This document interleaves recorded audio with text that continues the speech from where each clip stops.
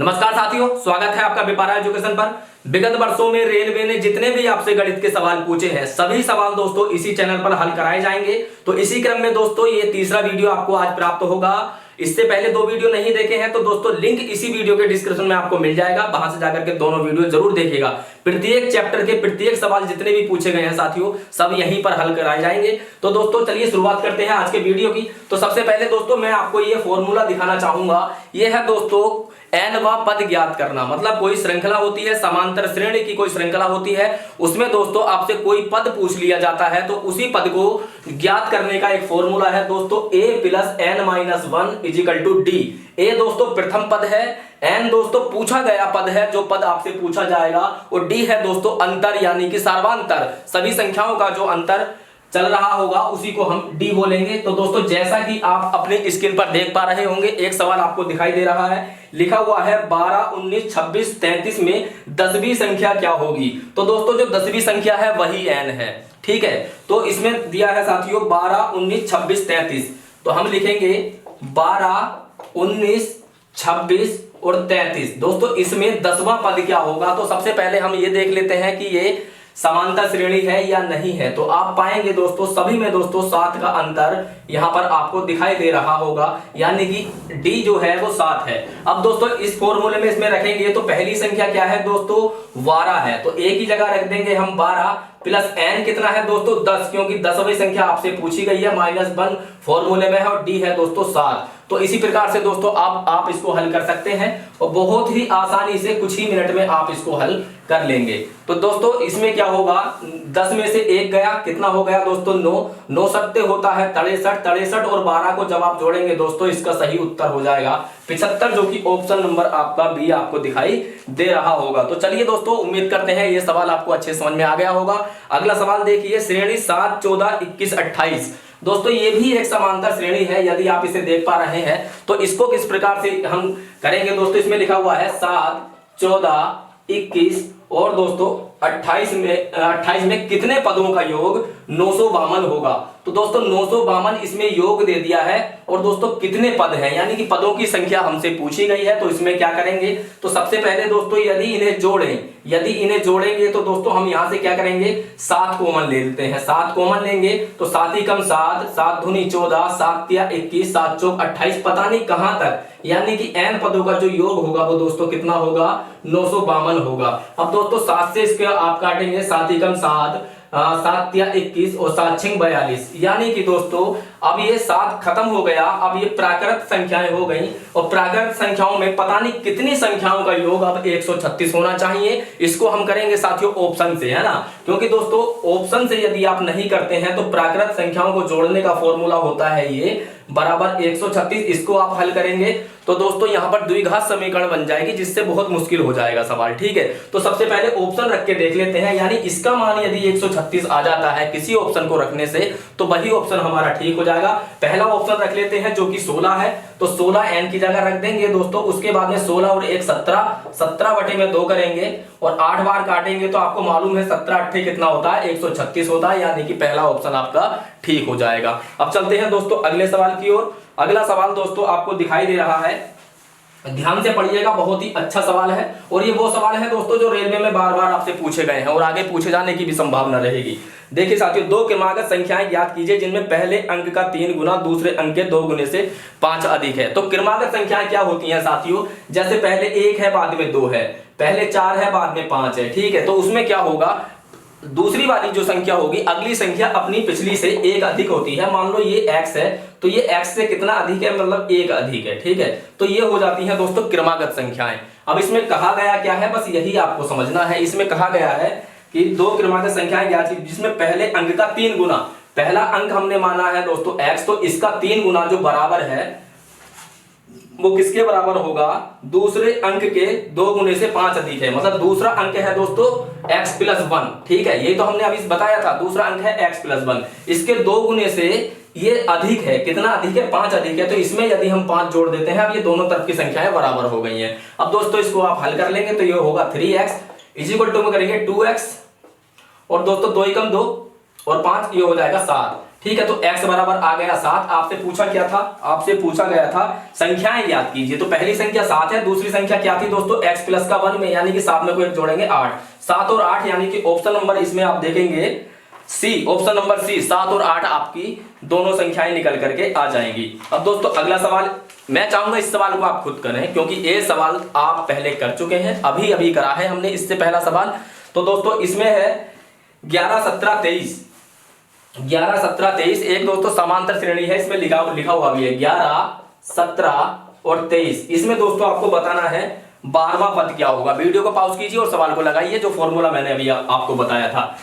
ए क्या था इसमें दोस्तों, इसमें पहला पद है ए मतलब 11 प्लस एन क्या पूछा है आपसे 12वां पद -1, और अंतर इसमें आप देखेंगे दोस्तों कितने का चल रहा है, अंतर देखेंगे 6 का चल रहा है। तो 12 में से एक गया, कितना हो गया दोस्तों 11, 11 6 66, 66 प्लस 11 यदि आप करेंगे ये हो जाएगा 77, यानी कि ऑप्शन नंबर आप इसमें देख पा रहे होंगे, ऑप्शन नंबर इसमें आप देखेंगे दोस्तों ए ऑप्शन इसमें ठीक हो जाएगा। अब पढ़ते हैं दोस्तों अगले सवाल की ओर। अगला सवाल आपकी स्क्रीन पर दिखाई दे रहा होगा आपको, बहुत ही प्यारा सवाल है। यदि किसी संख्या का 1/7 संख्या से घटाया जाता है, हमें संख्या नहीं पता क्या है, तो संख्या यहां पर आप मान लेंगे x, ठीक है, संख्या मानेंगे आप यहां पर x। दोस्तों ये रेलवे की कोई सी भी परीक्षा यदि आप दे रहे हैं तो आप ये मत देखिए ये ग्रुप डी में पूछा गया है, ये एनटीपीसी में पूछा गया है, या दोस्तों ये एएलपी टेक्नीशियन में पूछा गया है, क्योंकि दोस्तों हर एक विभाग का सवाल पूछने का एक अलग तरीका होता है, तो रेलवे का एक अलग तरीका है। इसलिए दोस्तों आपको ये सवाल जरूर हल करने चाहिए, ताकि आपको पता रहे कि आगे किस प्रकार के सवाल आपसे पूछे जाने वाले हैं।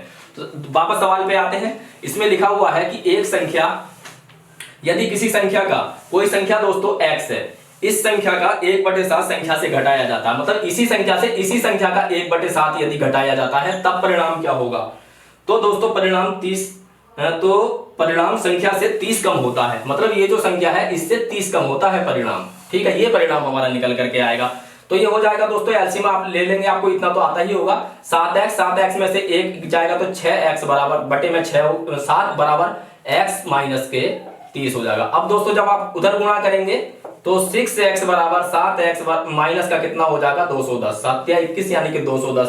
इधर आएगा दोस्तों ये माइनस का x बराबर हो गया माइनस का 210, माइनस से माइनस कट गया, x बराबर हो जाएगा आपका 210, जो कि ऑप्शन नंबर आपका डी दिखाई दे रहा होगा। दो संख्याओं का गुणनफल 24 है। ये सवाल दोस्तों बहुत ज्यादा जरूरी है और आपको करना भी चाहिए, क्योंकि ये सवाल रेलवे में नहीं बहुत सारी परीक्षाओं में पूछा गया है। इसमें कहा गया है दो संख्याओं का गुणनफल 24 है। हम संख्याएं मान लेते हैं दोस्तों 2a और b, इनका गुणनफल कितना है 24, आपको पता है 24 दिया हुआ है।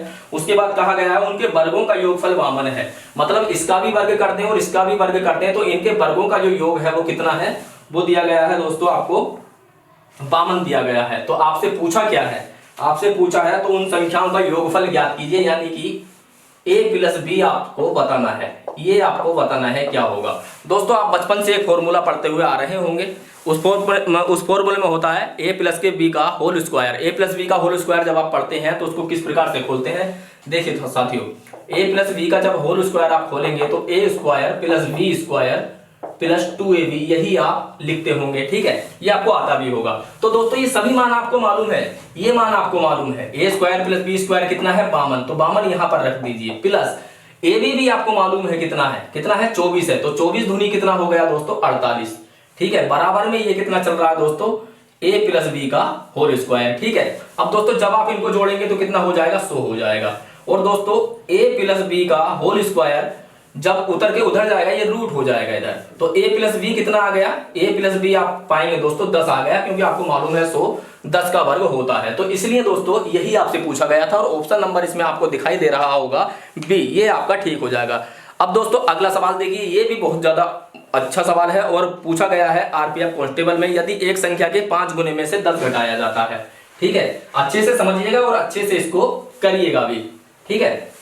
तो यदि एक संख्या के 5 गुने में से, मतलब कोई संख्या x है, उसके 5x में से यानी 5 गुना में से 10 घटाया जाता है, 10 घटाया तो वह उस संख्या के 4 गुने में 8 जोड़ने पर मिलने वाली संख्या के बराबर होता है। मतलब उस संख्या के 4 गुने में, संख्या क्या है x, तो इसके 4 गुने में 8 जोड़ने पर जो प्राप्त होगा वही मिलेगा, है ना, ये बराबर हो गया, इतना ही तो 8 जोड़ने मिलने वाली संख्या के बराबर होगा, तो हमने बराबर कर दिया। अब इसको हल करना है साथियों, ये इधर आएगा कितना हो गया x, ये माइनस उधर जाएगा क्या हो गया 18। बहुत इजी सवाल था, चुटकियों में हल होने वाला सवाल था।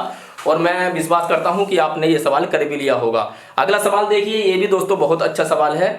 जब किसी संख्या के 8 गुने में 4 जोड़ा जाता है, किसी संख्या के 8 गुने में 4 जोड़ा जाता है, तो दोस्तों हमें संख्या नहीं मालूम होती है तो ये परंपरा है कि हम x ही मान लेते हैं। ठीक है, तो आपको भी x मान लेना चाहिए। जब किसी संख्या के 8 गुने में कोई संख्या x है तो उसका 8 गुना क्या होगा, 8x। 8x में 4 जोड़ा जाता है तो हमने 4 जोड़ दिया। होगा क्या इससे, इसमें बताया गया तो प्राप्त परिणाम 3 अंकों की सबसे छोटी संख्या होती है। अच्छा दोस्तों, किसको नहीं मालूम कि 3 अंकों की सबसे छोटी संख्या क्या होती है, सो होती है। इससे छोटी कोई संख्या 3 अंकों की हो ही नहीं सकती। अब इसमें पूछा है साथियों, वह संख्या क्या है, तो 8x ये इधर ही है, उधर जाएगा वो हो जाएगा दोस्तों 96 यानी कि 96। तो जब इसको काटेंगे तो कितना होगा, 12 8 96, तो x बराबर 12 यानी कि वो संख्या क्या है, 12 है। और ऑप्शन नंबर आपका ए इसका ठीक हो जाएगा। दो संख्याओं का योग 22 है। अगला सवाल दोस्तों प्यार से करिएगा, आराम से करिएगा, और मैं ये आशा करता हूं कि आप इस सवाल को कर भी लेंगे। बहुत ही इजी सवाल है और ये दोस्तों RRB JEE 2019 में पूछा गया सवाल है। दो संख्याओं का योग 22 है। दो संख्याओं का योग यानी कि a प्लस b हम मान लेते हैं दोस्तों कितना है, 22 है। उसके बाद कहा गया है एक संख्या का 5 गुना, एक संख्या का 5 गुना दूसरी संख्या के 6 गुने के बराबर है। मान लो इसका 5 गुना जो बराबर है वो किसके बराबर है, दूसरी संख्या के 6 गुने के, 6b मान लो इसको, है ना। आप xy भी मान सकते हैं, इसमें कुछ भी मान लो, कोई बात नहीं है। तो पूछा है इन दोनों में से बड़ी संख्या बताएं। तो बहुत ही आसानी से इसको आप कर सकते हैं, बहुत ही इजी सवाल है। देखिए साथियों कैसे करना है इसको।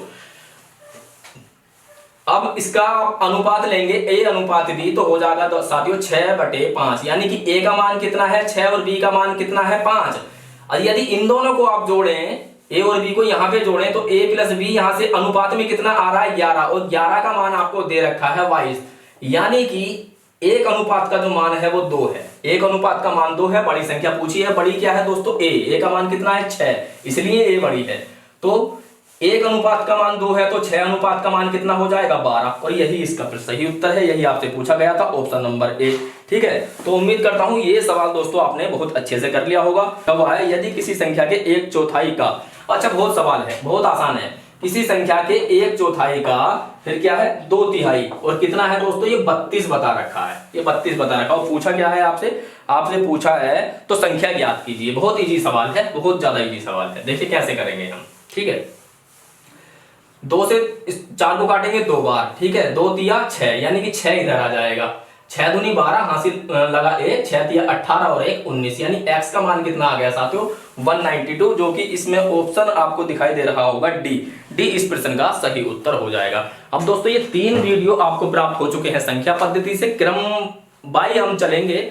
और दोस्तों आप पाएंगे कि कुछ ही दिनों में आप पूरा मैथ जितना भी आपसे पूछा गया है रेलवे द्वारा, वो सभी प्रश्नों को आप हल कर लेंगे। ठीक है, तो जो सवाल आपसे नहीं हो रहे हैं उनको दोस्तों आप नोट करते हुए चलिएगा।